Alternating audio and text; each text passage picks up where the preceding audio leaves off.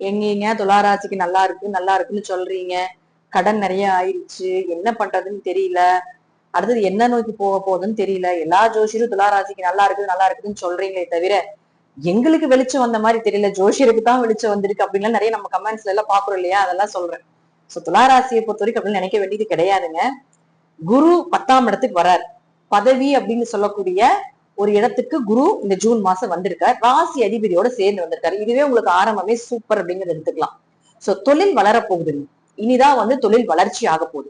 நீங்க இப்போ ஒரு தொழில் பண்ணிட்டு இருக்கீங்க, இப்ப நீங்க போயிட்டு இருக்க வேலை பிடிக்கல, அந்த வேலையில ஒரு உயர் பதவிகள் வேணும், அல்லது இந்த வேலையில இருந்து இன்னொரு வேலைக்கு நாங்க போகலான் இருக்கோம், அல்லது இப்ப செஞ்சுட்டு இருக்க கம்பெனில இருந்து இன்னொரு பிரான்ச் அவங்களுடைய கம்பெனில இருந்தே நாங்க போலாமா, இது எல்லாத்துக்குமே ஒரு தீர்வு அப்படிங்கிறது துளாராசிக்கு இந்த மாசம் நடக்கும். ஏன்னா ராசி அதிபதியோடவே குரு இருக்காரு. எப்பவுமே ராசி அதிபதி 10ஆம் இடம்னு சொல்லக்கூடிய தொழில் ஸ்தானத்துல போறப்பறாரு. தொழில் மட்டும் கிடையாதுங்க, 10ஆம் இடம் அது கர்மஸ்தானம்.